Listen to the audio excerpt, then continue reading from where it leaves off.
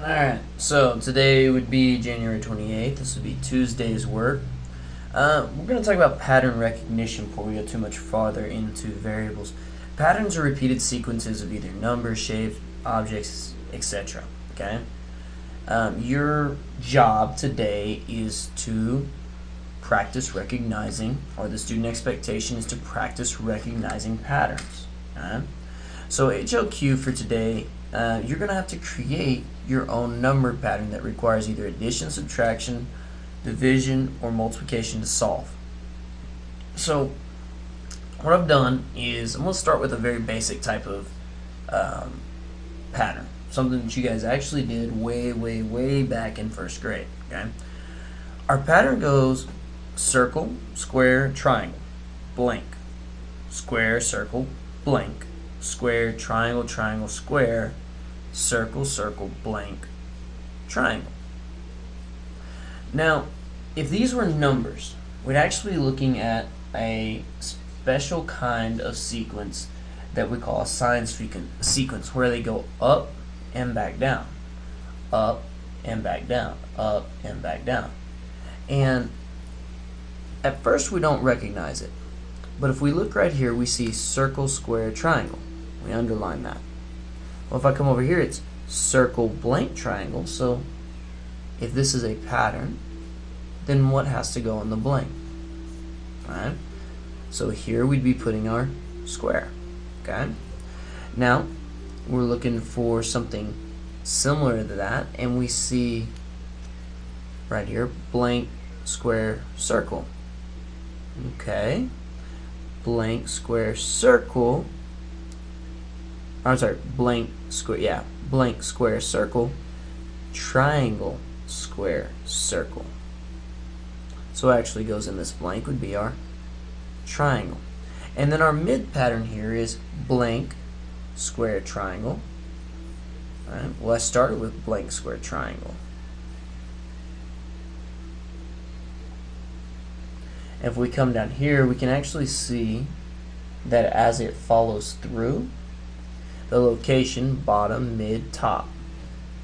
Our triangles kind of at the top, our squares are always in the middle, and our circles are always closest to the bottom. Okay? That's all pattern recognition is. It's figuring out who, what, when, where, and why. Okay?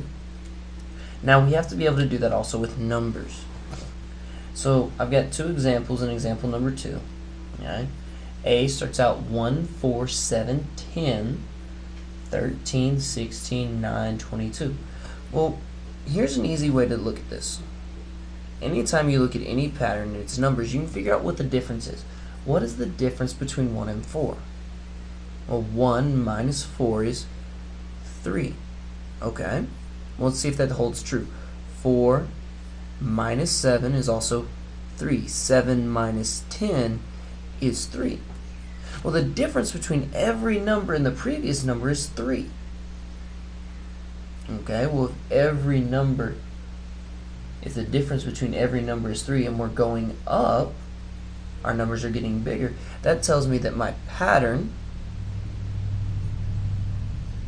is to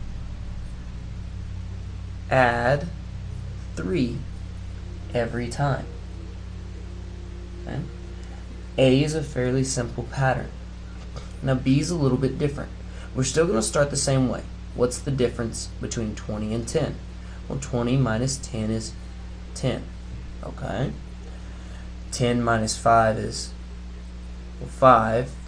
And 5 minus 2.5 is 2.5. And 2.5 minus 1.5 is, well, or 1.25 is 1.25. Man, none of these numbers are the same. So the question is, what do they have in common? Every one of these is different. So what does it have in common? Well, 20 minus 10 gave me 10. That's kind of weird. And 10 minus 5 gave me 5.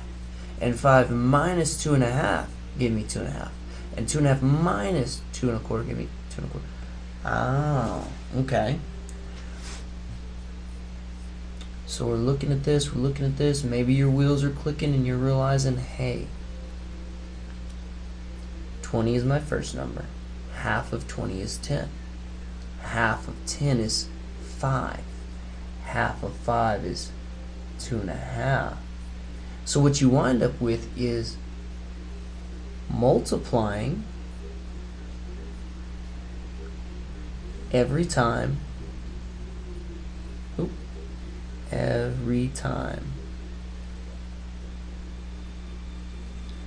by a half. That's kind of a neat pattern. Okay? This is a kind of pattern that will never end, but the numbers get so small, it's hard to see.